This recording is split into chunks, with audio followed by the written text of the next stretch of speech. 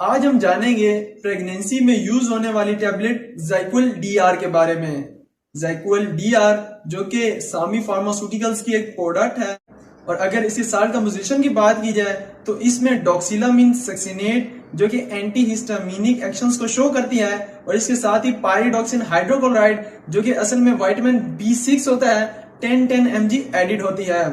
और ये दोनों कॉम्बिनेशन मेनली यूज होते हैं for controlling nausea and vomiting during pregnancy, यानी हमल के दौरान औरतों में जो उल्टी मतली या कै आती है या उनका दिल खराब होने लग जाता है, और इस सिचुएशन में फीमेल को बहुत ज्यादा वीकनेस होती है, उसका वेट लॉस होने लग जाता है, इलेक्ट्रोलाइट इम्बैलेंस हो जाता है और उसको भूख भी कम लगने लग जाती है। तो इस केस में इस कॉम्बिनेशन को आप सेफली यूज कर सकते हैं। इसके साथ ही अगर आपको मॉर्निंग सिकनेस होती हो या हाइपर इमिसिस ग्रेविडोरम हो जो कि असल में नोजिया और वोमिटिंग ड्यूरिंग प्रेगनेंसी उसकी सीवियर फॉर्म है, तो उस केस में आप इसे सेफली यूज कर सकते हैं। इसके साथ ही अगर आपको कोई भी एलर्जिक रिएक्शंस हो, हाइपर सेंसिटिविटी रिएक्शंस हो, या कोल्ड या कफ की कंडीशन हो, या आपको एनीमिया यानी आपके रेड ब्लड सेल्स कम हो गए हो, या इंसोम्निया यानी आपको नींद ना आती हो, तो उस केस में आप डॉक्सिलामिन और पायरिडॉक्सिन के कॉम्बिनेशन को सेफली यूज कर सकते हैं। अब इसके मोड ऑफ एक्शन को डिस्कस करते हैं।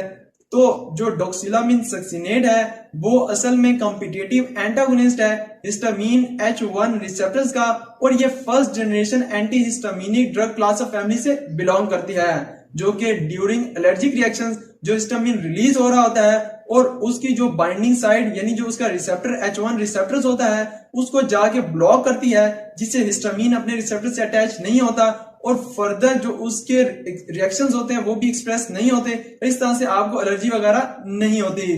और चूंकि ये first generation anti histamine class से फैमिली से बिलोंग करता है, तो ये क्रॉस करती है आपके ब्लड ब्रेन बैरियर को, और आपके सेंट्रल नर्वस सिस्टम यानी ब्रेन में जो आपके H1 रिसेप्टर्स होते हैं उनको जाके ब्लॉक करती है, जिससे कि आपको ड्राउजीनेस यानी आपको गनूदी आती है, आपको नींद आने लग जाती है, और इस तरह से आपको जो इंसोम्निया यानी नींद ना आने की बीमारी होती है वो ट्रीट होती है। इसके अलावा ये डोपामिन एंटागोनिज्म इफेक्ट को भी शो करती है, जिसमें ये कीमो रिसेप्टर ट्रिगर जोन्स पे जो डोपामिन रिसेप्टर्स होते हैं उनको ब्लॉक करती है, जिससे कि आपको जो नोजिया वोमिटिंग या मॉर्निंग सिकनेस होती है वो नहीं होती।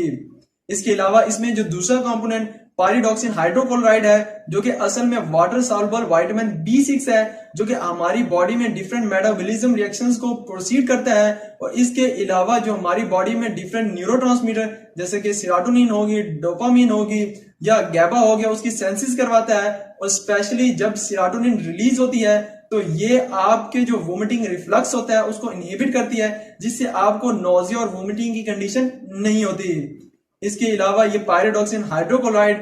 प्रेग्नेंट फीमेल में जब उनमें हार्मोनल चेंजेस हो रही होती हैं, लाइक जब उनका HCG लेवल बढ़ जाता है, तो HCG लेवल बढ़ने की वजह से उनमें नोजिया और वोमिटिंग की कंडीशन इंड्यूस होती हैं, तो ये पायरिडॉक्सिन हाइड्रोक्लोराइड उन हार्मोनल चेंजेस को मॉड्यूलेट करता है, जिससे कि उन प्रेग्नेंट फीमेल्स को नोजिया और वोमिटिंग नहीं होती। इसके साथ ही ये विटामिन B6 आपकी रेड ब्लड सेल्स की प्रोडक्शन को भी इंक्रीज करता है, आपकी इम्यूनिटी को बूस्ट अप करता है, और इसकी एंटी इंफ्लेमेटरी प्रॉपर्टीज भी हैं।